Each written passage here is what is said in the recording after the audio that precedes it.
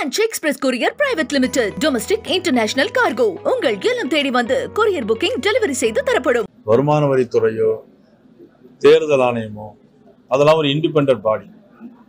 நீங்க தமிழ்நாட்டில் இவ்வளவு பிரச்சனைகள் நடக்குது, இதை கண்டுகொள்ளாமல் திமுகவை பழிவாங்குடைய நோக்கம் எங்களுக்கு என்ன அவசியம் வந்திருக்கு? பொதுவாக அரசாங்கம் 5 ஆண்டு காலம் அரசாங்கம் மக்கள் அவங்களுக்கு அனுமதி கொடுத்துருக்குறாங்க. இப்போ கவுண்ட் டவுன் ஸ்டார்ட் ஆகிட்டு திமுக ஆட்சி நாட்கள் எண்ணப்படுகிறது. நான் ஏற்கனவே சொன்னேன்ல, நீதிமன்றம் அது சொல்லியிருக்கலாம். ஆனால் இதெல்லாம் தனி அமைப்பு, இண்டிபெண்டன்ட் பாடி. தேர்தல் ஆணையமா எதாவது இண்டிபெண்டன்ட் பாடி. அதுக்கும் பாரதிய ஜனதா கட்சிக்கும் எங்களுக்கு எந்த விதமான தொடர்பும் கிடையாது. நீங்க தவறா சொல்றீங்க. கெஜ்ரிவாலுக்கும் எங்களுக்கும் எந்த விதமான தொடர்பும் கிடையாது. அது இண்டிபெண்டன்ட் பாடி, அவங்களுடைய நடவடிக்கை எடுத்திருக்காங்க. நாளைக்கு நீ உங்களுக்கு சம்மந்தப்பட்டீங்கன்னா உங்களுக்கு கூட வரலாம்.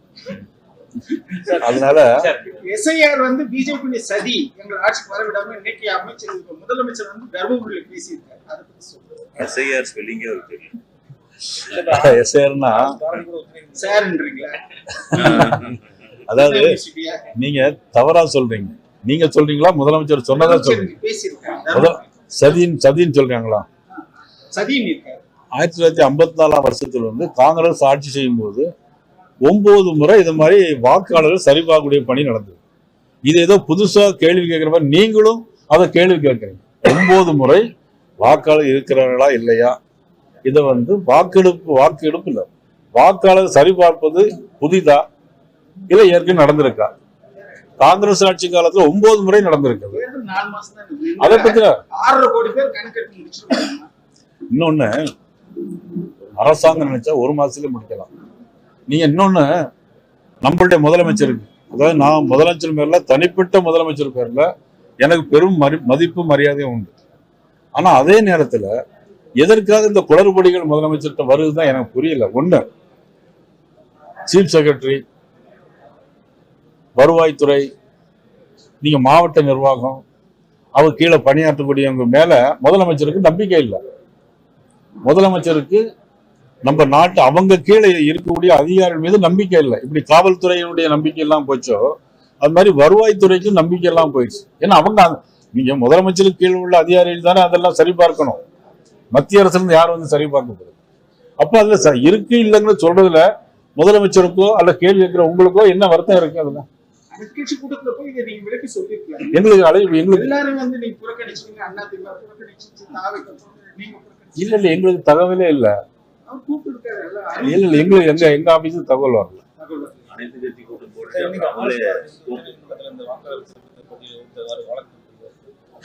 அவங்க எல்லாத்துக்கும் வழக்கு போட்டுட்டே தானே இருக்காங்க. வழக்கு போடாத விஷயத்துல இருக்காங்க. நீ உச்ச நீதிமன்றம் வந்து அவனுடைய கருத்தை சொல்லட்டும், அவ்வளவுதானே.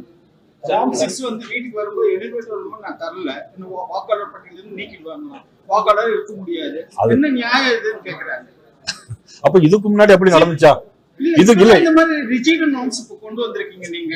இல்ல இதுக்கு சிபிஎம் வந்து கோர்ட்டுக்கு போறன்னு சொல்லிருக்காங்க. சீஃப் எலக்டரல் ஆபீசர் வந்து வச்சு இந்த மாதிரி வந்து மைனாரிட்டிஸ், தலித்ஸ் நீக்கிறதுக்கான முயற்சி சரின்றார். இது நம்ப முடியாத ஒரு குற்றச்சாட்டு. 50 லட்சம் பேர் நீக்கிட்டீங்கன்றார். அது 30 லட்சம் பேர் இறந்து போனாங்க, செத்தே போயிட்டாங்களா? செத்து போனவங்களுக்கு வாக்குரிமை கொடுக்கணும்னு சொல்றீங்களா? எத்தனை பேர் எடுத்துட்டீங்க? உச்சநீதிமன்ற டைரக்ஷன் கப்பல தான் கொண்டு வந்தீங்க. இல்ல அது இல்ல எப்படின்னா, இல்ல இறந்து போனது 30 லட்சம் பேர். இன்னைக்கு குளத்தூர்லயும் 9000 பேர் அதிகமா சேர்த்து வச்சிருக்காங்க. ஆமா கோயம்புத்தூர்ல 1 லட்சம் பேர் நீக்கிருக்காங்க ஒரு டைம். ஆமா, மதிப்புக்குரிய எங்களுடைய முன்னாள் மாநில திரு அண்ணாமலைஜி நிற்கும் போது 75,000 பேர் 1 லட்சம் பேர் நீக்கி இருந்தாங்க. அதையும் எழுதுங்க. இல்ல எலெக்ஷன், அதான் நான் சொன்னேன்ல, எலெக்ஷன் இண்டிபெண்டன்ட் பாடி. அவ்வளவு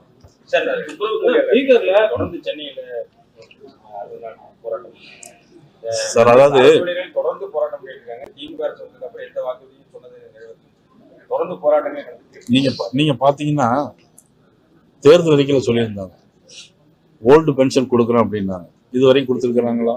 கொடுக்கலாம். நீங்க நீட் தேர்வை ரத்து செய்யும், முதல் கையெழுத்து நீட் தேர்வை ரத்து செய்யும்னு சொன்னாங்க. ஆனா அவங்களுக்கு தெரியும், என்ன தெரியும், ரத்து செய்ய முடியாது அப்படின்னா. அவங்க ஆட்சியில் கூட்டணி ஆட்சியில் இருக்கும்போது கொண்டு வந்தது. சுப்ரீம் கோர்ட் இது இருந்தா கூட அவங்களுடைய காலத்துல கொண்டு வந்தது. நீக்க முடியாதுன்னு தெரியும். அதே மாதிரி பாத்தீங்கன்னா செக்ரட்டரியேட்ல தலைமை செயலகத்துல எல்லாரும் உள்ளிருப்பு போராட்டம் நடத்தினாங்க. எல்லாரும் ஒரு நாள் லீவ் எடுத்தாங்க. சீஃப் செக்ரட்டரி ஆர்டர் போட்டாங்க, யாரும் இனிமேல் லீவ் எடுக்க கூடாது அப்படின்னு. ஒரு நாள் லீவ் எடுக்கணும்ட்டு போட்டிருந்தாங்க. அப்புறம் துப்புரவு தொழிலாளர் பொறுத்து பாத்தீங்கன்னா அவங்களுக்கு வந்து நிரந்தரமாக்கும்னு சொன்னாங்க, பதவி உயர்வு தரேன்னு சொன்னாங்க. அதுவும் அவங்க செய்யல. ஆட்சி பொறுப்பேற்றோம்னா எல்லாருக்கும் 1000 ரூபாய் கொடுப்பேன்னு சொன்னாங்க. ஆனா எப்ப கொடுத்தாங்க? 2 வருஷம் கழிச்சு கொடுத்தாங்க. எப்ப கொடுத்தாங்க? பார்லிமெண்ட் எலெக்ஷன் வரும்போது கொடுத்தாங்க. அப்போ அவங்க சொன்னதை செய்வோம், செய்வதை சொல்லுவோம்னு சொன்னாங்க. எவ்வளவு தாமதமாக செய்யறாங்க. சரி, போன வருஷம் பொங்கலுக்கு ரூபா கொடுக்கல, அதுக்கு முந்தின வருஷம் பொங்கலுக்கு 1000 ரூபாய் கொடுத்தாங்க. இந்த வருஷம் பார்த்துருங்க 5000 ரூபாய் கொடுக்க போறாங்க. ஏன்னா தேர்தல் வருது. தேர்தல் வரும்போது அந்த பணம் எங்க இருந்து வருதுன்னு தெரியாது, 5000 ரூபாய் கொடுக்க போறாங்க. மக்கள் தயாரா இருக்காங்க 5000 ரூபாய் கொடுக்கறதுக்கு. இன்னைக்கு அரசாங்கம் தயாராகிட்டு இருக்கு, அதுக்கான கோப்பெல்லாம் ரெடி ஆயிட்டு இருக்குன்னு சொல்றாங்க. திமுக அரசாங்கம் சில தில்லுமுல்லை செய்யறதுக்கு தயாராகிட்டு இருக்கு. நிறைய புதிய வாக்காளர்களை சேர்த்திருக்காங்க, இல்லாத வாக்காளரை சேர்த்து வச்சிருக்காங்க. இப்போ அதை எடுக்க முனையும் போது அவங்களுக்கு வருத்தம். என்றும் உங்களுடன் மை இந்தியா. முக்கிய செய்திகளை உடனுக்குடன் தெரிந்து கொள்ள சப்ஸ்கிரைப் பண்ணுங்க, பெல் பட்டனை பிரஸ் பண்ணுங்க. என்றும் உங்களுடன் my India. Branch express courier private limited, domestic international cargo. உங்கள் இல்லம் தேடி வந்து கொரியர் புக்கிங் டெலிவரி செய்து தரப்படும்.